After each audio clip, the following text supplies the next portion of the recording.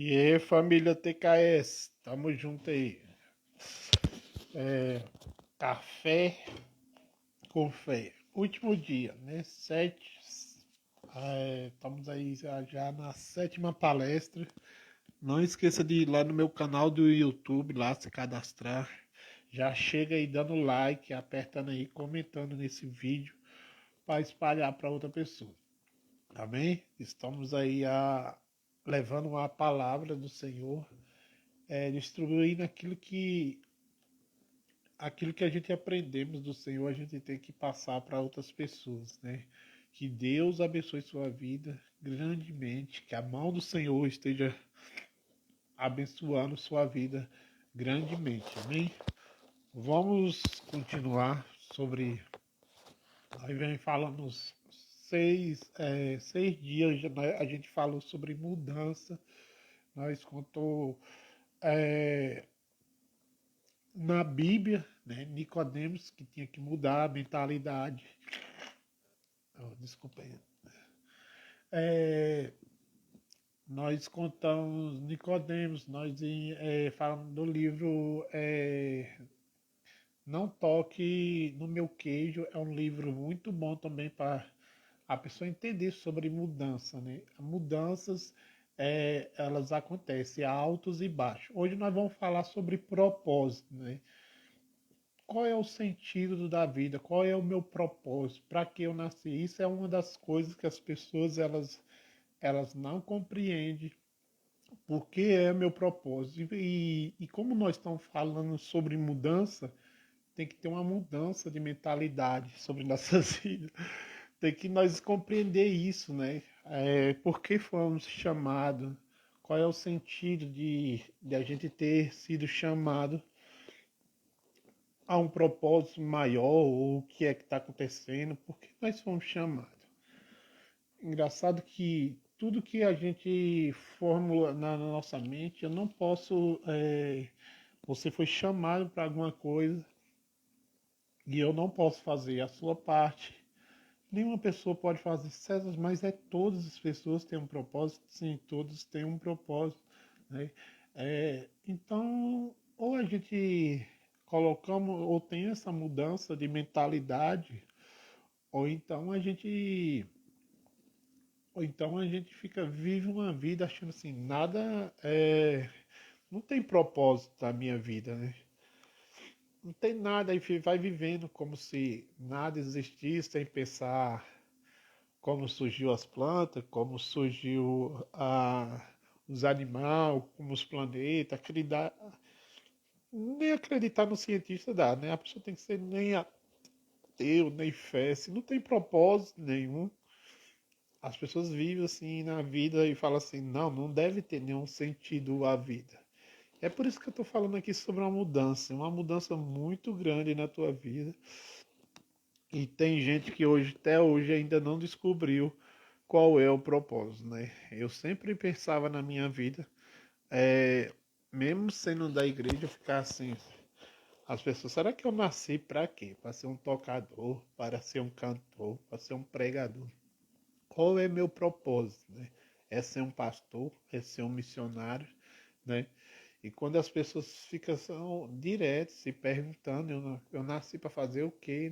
Fica só aquela vida, só o pensamento de ajudar, né? Cantar na igreja, louvar a Deus, dar seu dízimo, né? Algumas pessoas falam assim, não, eu fui chamado só para orar, fui chamado só para cantar, tocar. E quando nós vemos um único chamado que, é, que Deus deixou para nós. Jesus, ele é o exemplo, claro, nós somos um imitador de Jesus, nós somos um imitador também de Paulo, né? E há um único propósito, né? Se você já fala assim, eu não sei fazer uma única coisa, assim, eu não sei fazer nada, e até hoje eu não sei, irmão César, será o meu propósito. Eu sei que eu sou filho do rei. Você também é o filho do rei? Eu sou filho do rei, né? Eu vim lá da Bahia, vim lá menino pobre, lá de Gameleira dos Crentes, né? De tantas mudanças, sai lá de Gameleira dos Crentes. E depois ir para Irecê, depois chegar aqui em Brasília. Quantas mudanças, né? Quantos eu fico me lembrando? Quais as mudanças que teve na minha vida e Jesus veio me chamando lá da Bahia e está aqui no Goiás, né? Quantas mudanças teve em nossas vidas? Qual é o meu chamado, né? Às vezes a gente fica nos perguntando qual é meu chamado. E as pessoas falam assim, cada um tem um chamado diferente. E eu vou te falar que não existe toda a nossa vida e toda a nossa essência, só existe um chamado. O nosso chamado é ir e pregar o evangelho para todas as pessoas. Falar do amor de Cristo. Se você faz isso para o seu esposo, se você faz isso para o seu marido, se faz isso para outras pessoas, você está cumprindo o que você foi chamado. Distribuir amor. Ele é amor, ele é a verdade, ele é tudo, né? Quando você expressa o que está cheio o teu coração, você está cumprindo o seu chamado. Ah, César, onde é que eu devo fazer isso? Esse dia eu estava lá no parque, é, lá em Brasília, no centro de Brasília, e de repente tinha uma mulher, eu fiquei admirada de olhando ela estava limpando o chão. E eu estava almoçando, né? Eu estava almoçando ali. Como nós estamos falando de mudança, hoje é uma mentalidade de você saber qual é seu chamado, para que você foi chamado. E simplesmente nós somos todos diferentes, mas o mesmo chamado é igual para todos, porque nós somos filho do rei. Eu sou filho do rei, você é filho do rei. É, engraçado que eu estava lá, sentado tranquilo, de repente aquela mulher passa meio-dia limpando o chão. E eu fiquei observando e ela chegou, aproximou e você conhece Deus? Uma pergunta assim, sim, eu falei sim, conheço. E ela tirou do bolso, né? Ela na hora do trabalho dela, ela tirou do bolso um folheto e me deu, olha, leia isso aqui que você vai entender mais sobre Deus, né? Ah, eu conheço muito sobre Deus, não tudo 100% de que a gente poderia conhecer, ter experiência com Deus tão mais forte que a gente vai mudando por fase. Cada ano é uma fase que você vai se encontrando com Deus e você vai vendo o Espírito Santo cuida das nossas vidas. Quando a gente falamos em línguas, quando a gente entramos em mistério, quando a gente oramos, quando a gente jejuamos, a gente entendemos mais quem é Deus. E uma das coisas de entender, quanto mais você entende quem é você também, você entende quem é Deus, como Deus você se fez, quais as suas limitações. O jejum tem essa capacidade de você entender como Deus fez você. Eu sempre digo, você tem que testar seus limites. No jejum, muitas pessoas nunca sabem jejuar, sabe? As pessoas não entendem o sistema do jejum, né? É passar fome só passar fome. Muita gente, muitos anos, nunca entendeu o que é o jejum. Por isso que Jesus fala, tem que jejuar. Ah, que tem que jejuar? Só para expulsar demônio? Não. O jejum sempre foi para te mostrar como é sua saciedade, mostrar como é seu dia a dia, mostrar como você é tão fraco espiritualmente quando conversa com Deus, quando você vai indo e Deus vai mostrando, né? Tem gente que jejua eu sei que, né, tem alguém que quando é doente, tem doença, não faça jejum, fique firme com Deus, né? Não vai fazer loucura se você é, é, tem doente. Se você é doente, não faça jejum. Mas quem não tem isso, ele nunca testa seu limite. Ele faz jejum 2, 3 horas e não testou seu limite. Não passou por nada, nenhuma luta, não testou seu espiritual, quem é, para ele conhecer a ele. Jesus queria que nós conhecêssemos quem era nós, como estava a nossa santidade. Então, cada vez que você faz o jejum, você tem que aumentar mais um pouco. Não que você vá passar, só entender qual é a sua limitação. Não que você venha desmaiar, mas você vai ficar admirado. Quando você sabe que você vai jejuar 4, agora você jejua 7, 8, 9, 10 horas, 12 horas.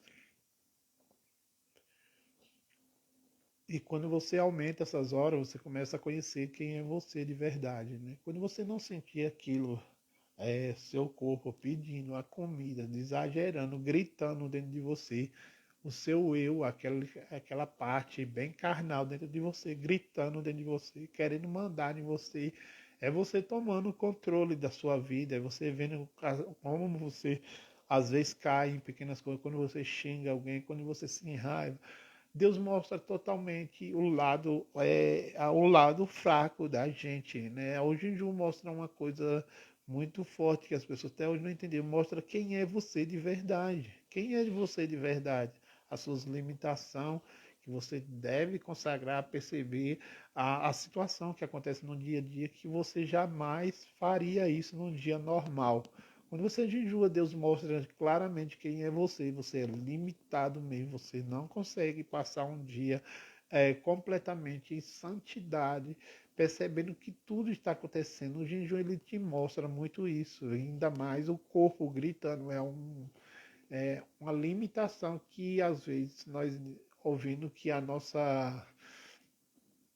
nossos pensamentos, ele manda na gente, né?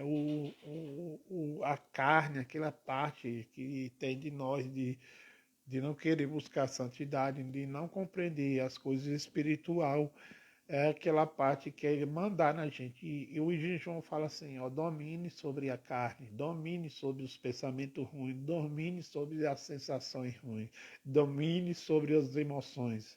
Está na hora de você dominar tudo isso. Então é um conhecimento que se você parasse para entender o jejum, sua vida teria mudado tantas coisas na sua vida, seria tão poderoso na sua vida sobre isso.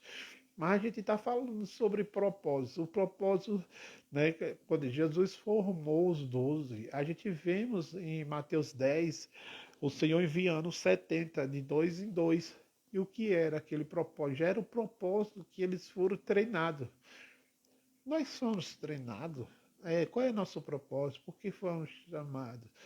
E nesse lugar nós sabemos que tem mais, tem muita gente, a seara é grande e os que estão para trabalhar na seara é pouco, né? É um tempo de colher, né? A vinha, lá na Bahia nós falamos o feijão, né? Na Bahia tinha muito feijão, tinha que arranjar trabalhadores para, antes que não tinha máquina de arrancar, para tirar o feijão. Na Bahia era muito feijão, então às vezes demorava um pouco, muito, se não, às vezes era pouco trabalhador para terminar uma roça aí, uma tarefa, duas, três, quatro tarefas para arrancar aquele feijão, faltava pessoas, né?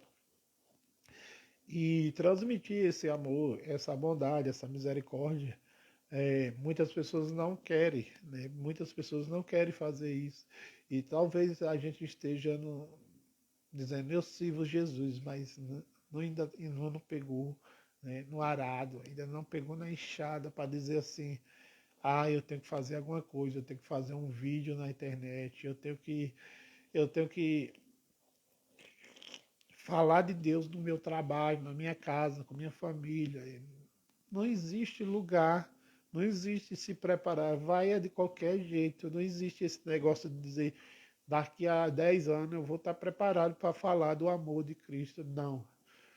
Você está preparado já. Quando você aceita Jesus, o Espírito Santo fala na tua boca, ele conversa com você. Há essa mudança de você entender sobre isso, só o seu propósito. Seu propósito foi chamado para distribuir o amor de Deus. E é como se fosse um fogo, quando ele se acende numa roça, você vai acendendo aquelas tochas, então lamparinas que você chega num lugar, numa casa está apagada, e todo mundo tem um monte de gente ali querendo. E você vai acendendo, né?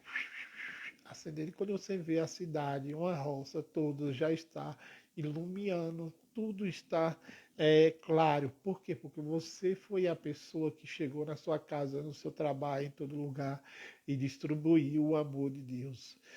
Isso é uma grande mudança, né? Do último dia que a gente está falando aqui, né, no Café com Fé, sobre mudança, a mentalidade de entender o nosso propósito. Essa mudança, ela é muito poderosa em nossas vidas.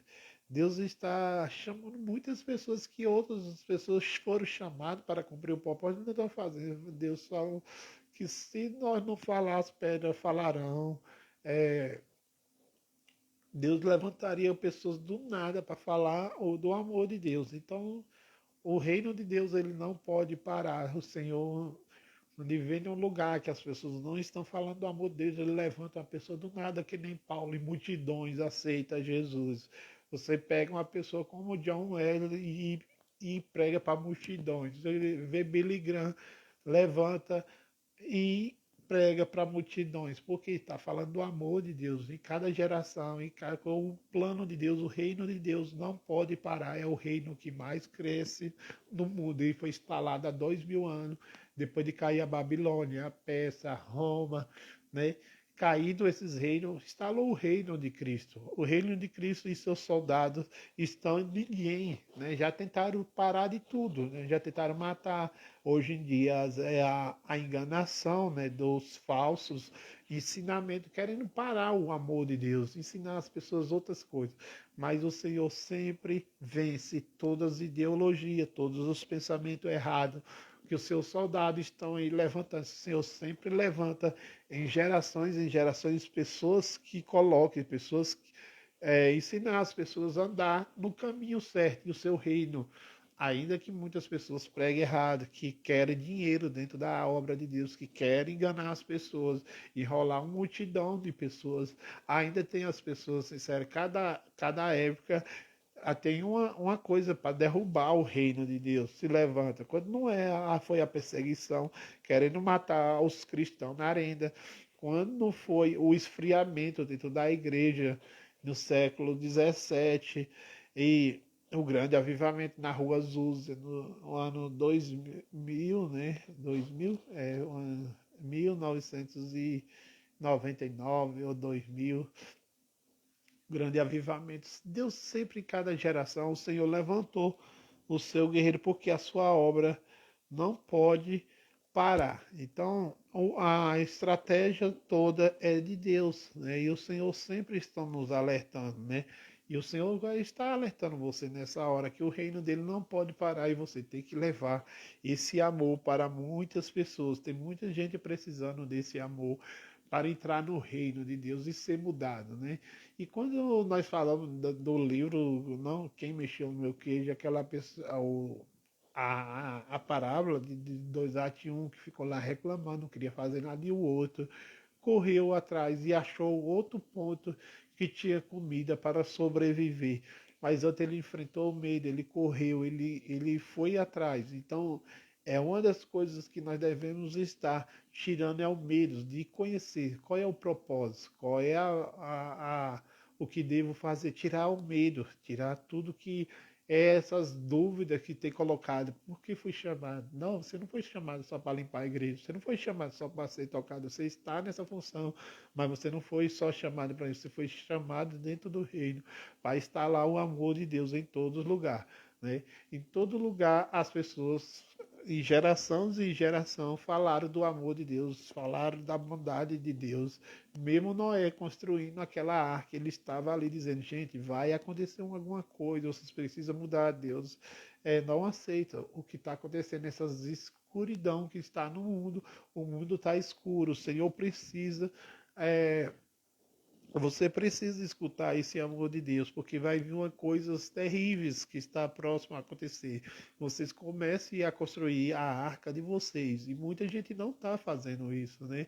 Então, nós não estamos alertando as pessoas que vai vir aquele temporal, que é o que vem acontecendo no mundo, o engano. E quando nós não falamos desse amor, não preparamos as pessoas, nós somos muito egoístas. Então esteja preparado para entender o propósito de colocar as pessoas para construir sua arca.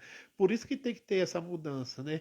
Noé começou a construir a arca e avisar os pessoal, olha, constrói a tua arca. E quando nós não fazemos isso, nós somos egoístas demais, né? Porque as pessoas precisam de mudança na sua vida, né? As pessoas precisam de grande mudança na sua vida. E quando nós não distribuímos o amor de Deus, Isso é muito ruim para a gente, né? Quando as pessoas perguntam qual é o meu propósito, o nosso propósito é alertar do amor de Deus, que as pessoas precisam construir sua arca, né? Elas precisam construir a sua arca. E porque em dias difíceis, nós, quando Deus nos revelou coisas grandes, o que vai acontecer não no mundo, as pessoas precisam do grande amor de Deus, precisa ser tocado pelo amor de Deus, precisa ser cheio do amor de Deus. Esse é o propósito. Não vejo, né, quando as pessoas dizem assim, não, meu propósito não é isso. Qual é seu propósito? Qual será seu propósito, né? Eu vejo o propósito de todas as pessoas igual. Elas não têm para onde correr. Quando elas chegam nesse reino, chega de Cristo, é falar do amor de Deus e que a pessoa seja transformada. Nós ficamos aqui com café com fé. Que Deus abençoe sua vida, que a mão de Deus esteja sobre sua vida. Eu vou estar orando, Deus amado, Deus querido, Pai. Obrigado por esses 7 dias de estar falando do teu amor, da tua bondade, da tua misericórdia. Que muitos serão tocados com tua palavra, com teu amor, ó Pai. Obrigado, Senhor, por cada dia ter abençoado nossa vida. Que cada um possa entender seu propósito e possa ter essa mudança, nessa mentalidade de entregar teu amor a muitas pessoas. Não pare de fazer isso, porque é um mandamento do Senhor que você distribui o amor de Deus para outras pessoas, que as pessoas serão tocadas, serão alertadas, que não pode viver uma vida desse jeito, uma vida de qualquer jeito, sem entender o propósito para que elas foram chamadas, que elas são os filhos de Deus, que a nova Jerusalém aguarda elas, e muitas coisas boas aguarda elas, mas elas precisam aceitar o grande amor, que é o grande Jesus, o grande amor de Deus nos seus corações. Deus amado, abençoe cada um, em nome de Jesus. Fique com Deus.